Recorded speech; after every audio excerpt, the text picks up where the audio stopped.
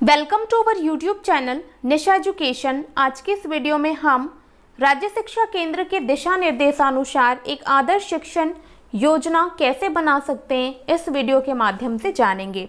आज मैंने कक्षा 8वीं विषय गणित का अध्याय 4 जिसका नाम है प्रायोगिक ज्यामिति के लिए 9 कॉलम पर आधारित एक आदर्श शिक्षण योजना तैयार की है। तो आइए देखते हैं इस पाठ या इस अध्याय के लिए हम 9 कॉलम पर आधारित एक आदर्श शिक्षण योजना कैसे बना सकते हैं। यदि आपने मेरा चैनल निशा एजुकेशन को अभी तक सब्सक्राइब नहीं किया है तो आप मेरे चैनल को सब्सक्राइब जरूर करें और इस वीडियो को आप लाइक और शेयर जरूर करें। तो देखिए 9 कॉलम में पहला कॉलम है अवधारणा क्षेत्र, दूसरा कॉलम है पाठ का नाम व क्रमांक, तीसरा कॉलम है पेडागोजिकल प्रक्रिया, गतिविधियां एवं प्रस्तावना, चौथा कॉलम है सुझावात्मक सहायक शिक्षण सामग्री या हम जिसे कहते हैं TLM, पांचवा कॉलम है अनुमानित समय या कालखंड, छठवां कॉलम है लर्निंग इंडिकेटर या सीखने के संकेतक। लर्निंग इंडिकेटर को इंग्लिश में लर्निंग इंडिकेटर कहा जाता है और हिंदी में सीखने के संकेतक कहा जाता है। सातवां कॉलम है मूल्यांकन हेतु गतिविधियां एवं प्रश्न, आठवां कॉलम है आओ करके सीखें घर में या खेल खेल में, और नौवां और अंतिम कॉलम है लर्निंग आउटकम्स। तो देखिए हम अध्याय 4 प्रायोगिक ज्यामिति के लिए अवधारणा क्षेत्र वाले कॉलम में किन बिंदुओं को लिख सकते हैं। तो देखिए अवधारणा क्षेत्र में हमें ऐसे बिंदुओं को लिखना होता है जो हम बच्चों को सिखाना चाहते हैं, या इस पाठ के अंतर्गत कुछ चिन्हित क्षेत्र होते हैं जिन्हें हमें बच्चों को बताना या सिखाना होता है। तो ऐसे बिंदुओं को हम अवधारणा क्षेत्र वाले कॉलम में लिखते हैं। जैसा कि मैंने यहाँ पर लिखा है एक चतुर्भुज की रचना करना, और यहाँ पर चारों कंडीशन लिख दिया है कि जब चतुर्भुज की चारों भुजाएं और एक विकर्ण की लंबाई दी हो। दूसरा लिखा है जब 2 विकर्ण और 3 भुजाओं की लंबाइयाँ दी हो। तीसरा लिखा है एक चतुर्भुज की रचना जब 2 आसन्न भुजाएं और 3 कोणों की माप दी हो। चौथा मैंने लिखा है जब 3 भुजाएं और उनके बीच के 2 कोणों की माप दी हो।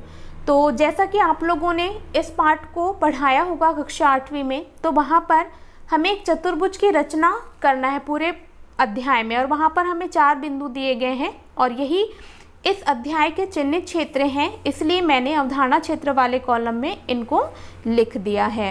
अब देखिए दूसरा कॉलम है पाठ का नाम व क्रमांक। तो ये तो बहुत ही सिंपल है, हमें इस कॉलम में जो पाठ का नाम है वो लिख देना है और पाठ का क्रमांक भी लिख देना है। जैसे कि मैंने यहाँ पर लिखा है अध्याय 4 प्रायोगिक ज्यामिति।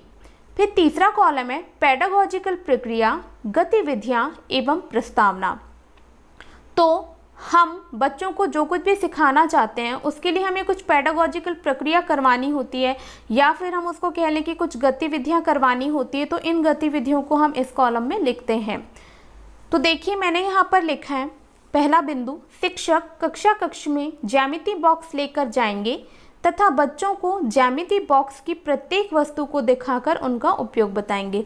तो शिक्षक यहाँ पर गतिविधि ये कर सकते हैं कि शिक्षक जो है कक्ष में जाएंगे और ज्यामिति बॉक्स में जितनी भी चीज़ें रहती हैं सबका नाम बताकर प्रत्येक की उपयोगिता भी बताएंगे। दूसरा बिंदु मैंने यहाँ पर लिखा है शिक्षक श्यामपट्ट पर विभिन्न प्रकार के चतुर्भुज बनाएंगे, जैसे कि आयत, वर्ग, समांतर चतुर्भुज। मैंने यहाँ पर चित्र भी बना दिया है। तो शिक्षक यदि इस प्रकार से श्यामपट्ट पर चित्र बनाकर बताएंगे तो बच्चों को समझ में आएगा कि हम चतुर्भुज की जो रचना है वो कैसे कर सकते हैं, और बच्चों को आकृति के माध्यम से बताएंगे कि एक चतुर्भुज की रचना के लिए कितनी मापों की आवश्यकता होती है। फिर तीसरा बिंदु मैंने यहाँ पर लिखा है शिक्षक बच्चों का ग्रुप बनवाकर स्केल और प्रकार की मदद से 5 माप दी रहने पर अद्वितीय चतुर्भुज की रचना करना सिखाएंगे। क्योंकि ये जो पूरा अध्याय है इसमें चतुर्भुज बनाने के लिए 5 माप दी हुई है, तो उसके आधार पर हम 5 माप दी रहने पर एक अद्वितीय चतुर्भुज की रचना करना बच्चों को सिखाएंगे। यहाँ पर मैं आप लोगों को एक और चीज़ बता दूँ कि यहाँ पर हमें ऐसी गतिविधियाँ करवानी हैं जो कि बाल केंद्रित हो और बच्चों को रुचिकर लगे। फिर अगला कॉलम है सुझावात्मक सहायक शिक्षण सामग्री या हम जिसे कहते हैं TLM। तो सभी शिक्षकों को पता है कि TLMs क्या होते हैं। शिक्षक कक्ष में पाठ्य पुस्तक के अलावा अन्य वस्तुओं का भी उपयोग करते हैं और वे अन्य वस्तुएं ही TLM कहलाती हैं। जैसे कि हम इस अध्याय के लिए TLM उपयोग में ला सकते हैं ज्यामिति बॉक्स, स्केल, प्रकार, चांदा, पेंसिल, सेट, स्क्वायर। आप अपनी तरफ से अन्य यहाँ पर TLMs भी ऐड कर सकते हैं। फिर अगला कॉलम है अनुमानित समय या कालखंड। तो ये कॉलम भी बहुत ही आसान है। हमें यहाँ पर इस पाठ को पढ़ाने के लिए जितने भी कालखंडों की ज़रूरत होगी उन कालखंडों की संख्या हमें यहाँ लिख देनी है और हमें प्रति कालखंड का समय भी लिख देना है। जैसे कि मैंने यहाँ पर लिखा है, मुझे यहाँ पर इस पाठ को प्रायोगिक ज्यामिति को पढ़ाने के लिए 10 कालखंड लगेंगे, तो मैंने 10 कालखंड लिख दिया है और प्रति कालखंड का समय भी लिख दिया है 45 मिनट। आप अपने अकॉर्डिंग इन कालखंडों को घटा या बढ़ा सकते हैं। फिर अगला कॉलम है लर्निंग इंडिकेटर या सीखने के संकेतक। तो इस कॉलम में हम ऐसे बिंदुओं को लिख सकते हैं जो अभी तक बच्चों ने सीखा है। मतलब इस पाठ के अंतर्गत हमने कुछ गतिविधियां बच्चों को करवाई हैं और उन गतिविधियों को कराने के बाद बच्चे ने अभी तक जो कुछ भी सीखा है उन्हें हमें इस कॉलम में लिखना होता है। जैसे कि मैंने यहाँ पर लिखा है, बच्चे आयत, वर्ग और समांतर चतुर्भुज की रचना करना सीख चुके हैं। दूसरा बिंदु मैंने यहाँ लिखा है, बच्चे एक चतुर्भुज की रचना कर पाते हैं जब चारों भुजाएं और एक विकर्ण की माप दी हुई हो। तीसरा बिंदु मैंने यहाँ लिखा है, बच्चे एक चतुर्भुज की रचना कर पाते हैं जब 2 आसन्न भुजाएं और 3 कोण की माप दी हुई हो। ठीक है, तो इस कॉलम को भी लिखना बहुत ही आसान होता है क्योंकि अभी तक जो भी हमने गतिविधि कराई है उसमें बच्चों ने जो कुछ भी सीखा है उन बिंदुओं को हम यहाँ पर लिख सकते हैं। फिर अगला कॉलम है मूल्यांकन हेतु गतिविधियाँ एवं प्रश्न। तो पढ़ने से ही समझ में आ रहा है कि अब हमें बच्चों का क्या लेना है, मूल्यांकन। और मूल्यांकन के लिए जो हम गतिविधियाँ अपनाएंगे या जिन भी प्रश्नों को शामिल करेंगे, ऐसे प्रश्नों को या गतिविधियों को हम इस कॉलम में लिख सकते हैं। जैसा कि मैंने यहाँ पर लिखा है, पहला प्रश्न या पहला बिंदु लिखा है, शिक्षक बच्चों से प्रश्न करते हैं समांतर चतुर्भुज MORE जिसमें OR बराबर 6 सेंटीमीटर, EO बराबर 7.5 सेंटीमीटर और MO बराबर 7.5 सेंटीमीटर है, तो इस समांतर चतुर्भुज की रचना कीजिए। हमारी पाठ्य पुस्तक में बहुत सारे क्वेश्चन हैं या प्रश्न हैं, उन क्वेश्चंस में से हम कोई भी प्रश्न या क्वेश्चन यहाँ पर दे सकते हैं। दूसरा मैंने लिखा है, एक आयत OKAY बनाइए जिसमें OK बराबर 7 सेंटीमीटर और KA बराबर 5 सेंटीमीटर है।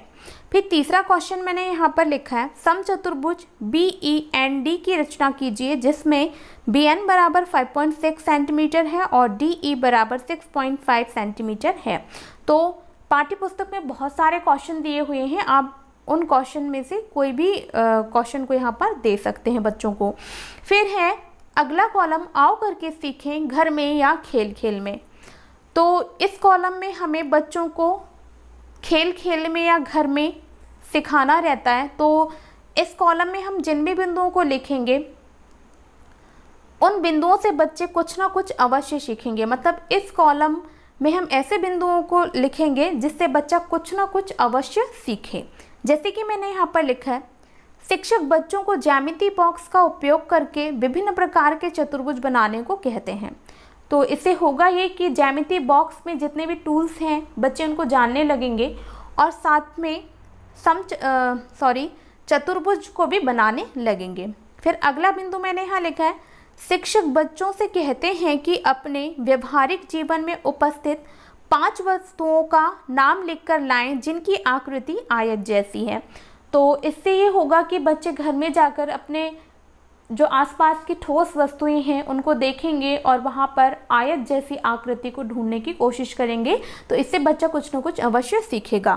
फिर लास्ट मैंने यहाँ पर लिखा है, बच्चे अपनी नोटबुक में वर्ग बनाएं। तो शिक्षक यहाँ पर ये चीज़ भी दे सकते हैं बच्चों को कि सभी बच्चे अपनी नोटबुक में वर्ग की रचना करें। ठीक है। फिर लर्निंग आउटकम्स या 9वां कॉलम है लर्निंग आउटकम्स। तो इसका हिंदी में मतलब होता है सीखने के प्रतिफल। या बच्चे ने, हमने जितनी भी गतिविधियां कराई, मूल्यांकन हेतु गतिविधियां, प्रश्न करवाए, ठीक है, तो उसके बाद में मतलब पाठ को पढ़ाने के बाद में बच्चे ने क्या प्राप्ति की या बच्चे ने क्या सीखा, ऐसे बिंदुओं को हमें लर्निंग आउटकम्स वाले कॉलम में लिखना होता है। तो मैंने यहाँ पर लिखा है कि बच्चे ज्यामिति बॉक्स की सभी चीज़ों का नाम व उपयोग जानते हैं। दूसरा मैंने लिखा है बच्चे दी गई मापों से वर्ग, आयत, समांतर चतुर्भुज की रचना कर पाते हैं। तो ये जो कॉलम है बहुत ही ज़्यादा इम्पॉर्टेंट है, क्योंकि हमें यहाँ पर ऐसे बिंदुओं को लिखना होता है जो बच्चा अभी तक सीख चुका है, मतलब पूरे पाठ को पढ़ाने के बाद बच्चे ने जो कुछ भी प्राप्ति की है, ऐसे बिंदुओं को हम इस कॉलम में लिखते हैं। तो इस प्रकार हम अध्याय 4 प्रायोगिक ज्यामिति के लिए एक आदर्श शिक्षण योजना बना सकते हैं। मैंने यहाँ पर आप लोगों को उदाहरण स्वरूप बताया है। तो यदि मेरा यह प्रयास आप लोगों को अच्छा लगा हो तो मेरे चैनल को आप सब्सक्राइब जरूर करें और इस वीडियो को ज़्यादा से ज़्यादा शेयर करें ताकि अन्य लोगों तक ये वीडियो पहुंच सके, और इस वीडियो को लाइक करना बिल्कुल भी ना भूलें। धन्यवाद।